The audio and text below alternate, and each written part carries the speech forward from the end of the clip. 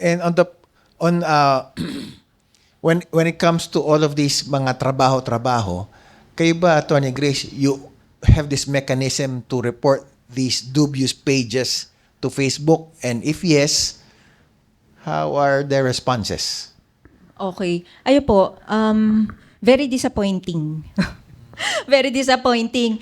Although, we should give them credit kasi leading up to the elections, nag-commit no, si Meta at saka si TikTok na i-disallow daw po nila yung mga political advertisements dun sa kanilang platforms.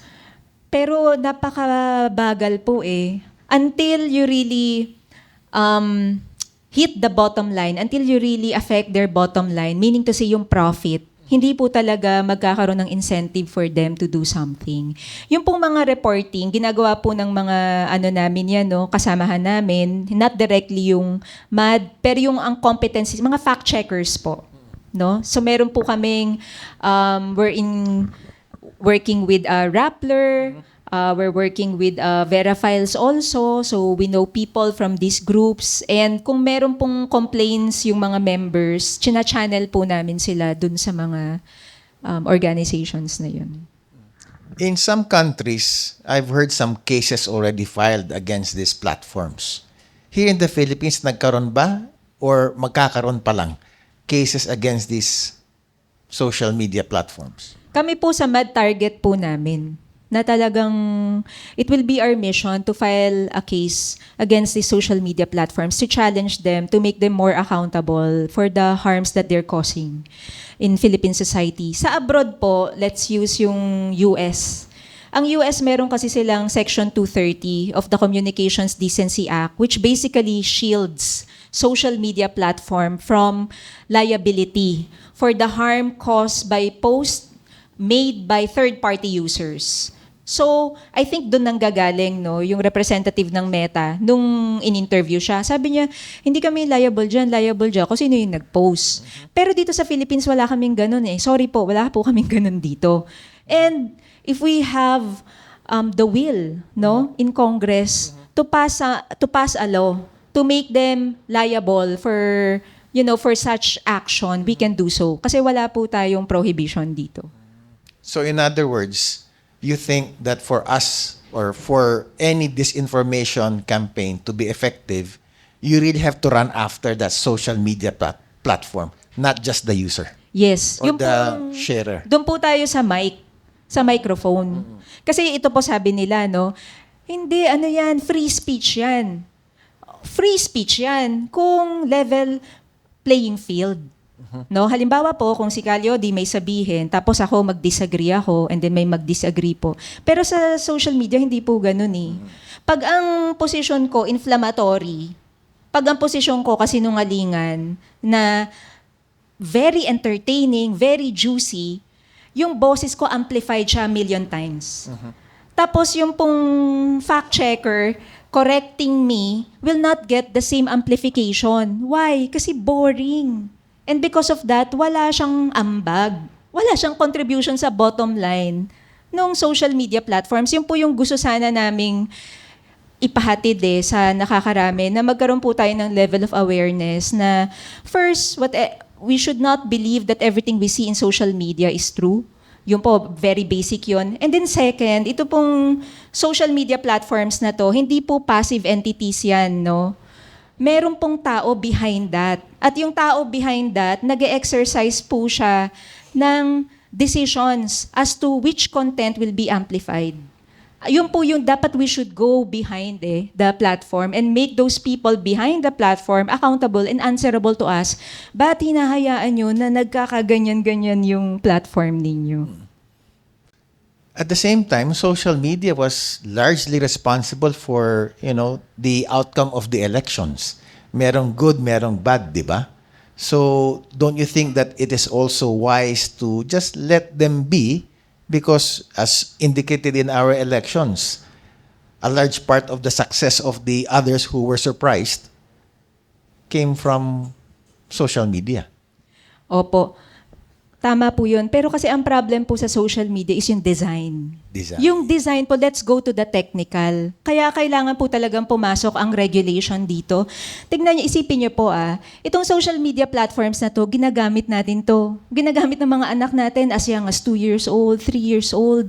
Pero wala tayong visibility kung ano yung decision, kung ano yung rationale behind the products that they're offering to the public. Alam niyo po yung doom scrolling, no? Yung doom scrolling, pag halimbawa naghanap ako ng sneakers, sunod-sunod na yan.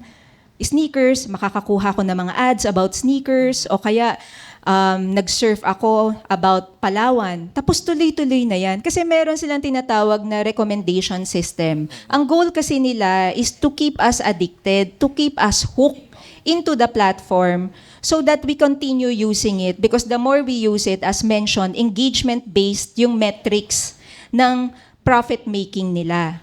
Ngayon, since meron po tayong mga tinatawag na believers, okay? So halimbawa, supporter ako nitong ganitong person. Sunod-sunod na din po yan. Minsan gusto ko lang naman malaman ano yung latest about this person. Tapos may kasunod na po yon na more sensational, more engaging content. Kaya dun po pumapasok yung polarization. To the point na nagkakaroon na ng us versus them. Kasi nga, yung pong ginagawa nila, meron pa pong isang term, yung personalization na tinatawag, no? In a democracy, it's important that we have a common space where we can discuss. Pero kung ang ginagawa ng design ng social media platform ay too much personalization, nagkakaroon na po ng wall between us. Hindi na po ako makikinig sa inyo. Kasi nakita ko na sobrang sama pala nung sinasabi ninyo. Ngayon ito po, no, hindi natin sinasabi na intentional nila to break up democracy, yung mga social media platforms na yan. It's just that, yung po yung consequence ng business model. Kasi ang business model po nila is to keep us engaged.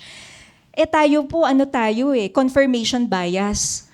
Kung ano yung gusto nating makita, yun yung ipinapakita sa atin. Kaya ang dami nga pong naa-addict sa social media platform kasi gusto niya nakaglue ka lang doon.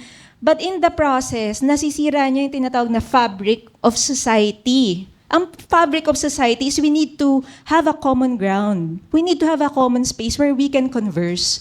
Nawawala po siya. Kaya kami po sa Movement Against Disinformation, we're after the design. It has to be corrected. It has to be reviewed. It has to be audited by people that we trust. People who are not after profit, but people who are accountable to the people, to the society, and will look after public safety and public interest. So yun lang po. Gusto namin pong i-segue kasi minsan ang nangyayari, kakaaway po natin. Tayo po, individual users, isinit na sila yung nagbe-benefit. Kasi kukuha ka ng digital warriors mo para labanan yung digital warriors nila. So sino po nagbe-benefit doon, di ba? The owner of that Gusto platform. nga nila yan eh. Yun ang nangyayari. You said, Attorney Grace, na kasi yung iba, entertaining, that's why they get more likes. That is profitable. The fact checkers, or what you say, perhaps the more conscientious user, sila yung mga boring. Di ibig sabihin ba yung mga righteous user, let's say, si Calyodi, gagawin na lang niya entertaining yung kanyang mga post para hindi magtatagal, Calyodi, sasayaw ka na lang sa TikTok para you get more social media mileage, di ba? Ganun ba yon? Na lumalabas, you just have to make yourself as just entertaining as the others who are profiting from these kinds of influence operations. Kumbaga, reverse influence natin. Labanan natin sila in their own game. To a certain extent, tama po yan. Pero if we can go a notch higher, no? Actually, yung pong topic natin is role of media in combating disinformation. 3 points lang po yung gusto naming i-share dyan. Number 1, sa mga journalists po natin, sa mga responsible content creators natin, we hope that you will continue to do what you're doing, which is to become truth tellers. Because as mentioned by yung pong bagong Pope natin, Pope si Leo. Pope Leo XIV. 14. Opo, no? Sabi niya gano'n na people who are informed are people who can choose. So we need to keep the people informed because it's only that we can make free choices. So yun po, ituloy po nila yan. And then second, to be more adaptable and to be more creative. Kasi we should learn from what's happening, na it appears na merong style, certain style, and also we need to cater to new technology and new generations. Na ito na po yung parang nagwo-work for them, na mas nakikinig sila pag ito. So unfortunately, kailangan po nating i-tweak yun. And then third, if possible, dahil kailangan pong i-regain natin yung information ecosystem natin is, ang suggestion po is why not start our own social media? Di ba po? Kasi social media is mostly made by Chinese, mostly made by US in the Silicon Valley. It's possible kasi kung active tayo dito sa Philippines, baka po pwedeng mag-start yung mga kasamahan natin sa civil society, similar to, I think, Rappler has started already. Meron sila yung Rappler chat group, no, na nagsisimula na po sila. But instead of doing it in silos, baka we can have a common digital public infrastructure. Parang ganun po. And then, gawin po nating principle-based yung regulation rather than technology-based. Kasi kung technology-based yan, lalagay natin sa regulation, next year, outdated na yan. Pero kung principle-based, for example, that has to be inclusive. That it shouldn't pork in yung biases in the real world, discrimination in the real world dun sa online platform na yon. Kumbaga kung ano yung mali na nakita natin dito sa labas, itama na po natin dun sa ano na yon, space. Kalyo, the reaction. Kasi sabi ni Attorney Grace, message niya dun sa mga journalists to be truthful and at the same time creative and be adaptive. Tama yun. Tingin ko dapat people platform, hindi business driven platform. Kasi pagka business driven platform, katulad ng mga TikTok at ng Silicon Valley, ay puro, wala talaga yan. Gagawa't-gagawa ng ikot yan. Ano? Pero kung people's platform na for the interest ng lipunan natin, ng mga mamayan, ay good yun. Ano? Yun na gawin. Maganda yun. Magandang gawin ganun. You call it people's platform. She calls it principle-based platform. Pero ang tanong doon, kikita ba yun? Ay, hindi kikita. Hindi kikita. Kung hindi kikita, hindi tatagal. Ayun ang problema natin. Malulugi. Yun ang problema natin na dapat labanan. Kasi pag hindi natin nilabanan yan, patuloy at patuloy yung ganyang klase ng disinformation. Kasi pagka profit-driven, wala mangyayari. Baka pwede natin gawin yung parang hindi profit-driven. Ngayon, yung Chinese may ginawa ngayong pag-ihi. Pag umihi ka, matitest na yung kung anong sakit meron ka. May ganun technology na ngayon. Hindi pagkakakitaan yun, di ba? Para public toilet. Pagka gusto check yung yung mga sakit mong meron ka, doon lang makikita na. Kasi high-tech yung kanyang... And Attorney Chris, has it happened Profit-driven yun. in the history of mankind na nagkaroon ng, let's say, principle-based enterprise na tumagal? Na even if, let's say, it's not geared towards business, meron tumagal na ganong klaseng... Kung halimbawa pong ganun, actually, kaya nga po yung kanina na-mention ko, no, yung whole of society. But as mentioned by Calio, parang mahirap yon kasi clashing interest siya. Pero meron po tayo, kahit yung sa Universal Declaration of Human Rights, kahit anong pagkakaiba-iba natin sa iba-ibang bansa, meron pong commonality and merong universal principles. So yung pong pinanggagalingan ko kanina na whole of society with respect to addressing the problem of disinformation, what I'm saying is, ito pong sa paggawa natin ng people's platform. Ang tanong po ni Attorney Fred, sustainable ba yan? 'Di ba?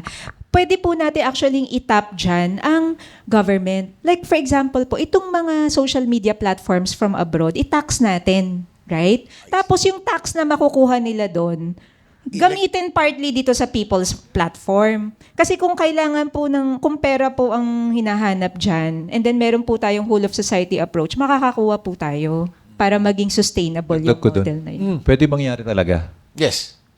Ngayon, sa panahon ngayon na profit-driven ang system, struggle yan. Labanan yan. Pero kung papanaigin natin yung isang service talaga yung para sa kagalingan ng buong lipunan at hindi sa interest lamang ng iilan ng mga may-ari ng mga Silicon Valley, TikTok, tingin ko mangyayari yon, mangyayari. Pero dapat mag-depart ka sa kasulukuyang system na profit-driven. Kailangan service-driven, yung parang para sa protection ng ating ng tao, ng ating kapaligid, ng ating lipunan. Dapat abutin yung ganung pag-iisip dahil kung hindi, walang tigil na struggle. Parang kami, mga manggagawa, walang tigil na struggle hanggat mayroong business na ibang interes kaysa sa amin. Kontra. Pero sabi ni Atty. Grace, baka naman pwede kasing tumulong yung government na in a way na will contribute to sustain itong people's platform or principle-based platform na gagawin natin dito. Paano mangyayari yan kung yung medyo ang mga problema yung nasa gobyerno? How will that happen, Calyodi? Yun ang sasabihin ko sa iyo. Na okay yan kung yung gobyerno hindi captured sa liig, hindi sakal-sakal ng mga big business. Ang problema natin, yung ating gobyerno mula noon hanggang sa ngayon ay hawak sa liig ng mga malaking korporasyon. Kaya lahat ng policy, lahat ng batas na ginagawa nila, program, ay nagsisilbi sa interest ng mga big business. Yun, isang gobyerno ni Lodi. Abangan natin. At saka ni Atty. Luke. Kung ganong gobyerno ng masa, yun pwede na maging katuwang natin ang gobyerno doon sa isang people's platform na sistema ng information natin. Sige.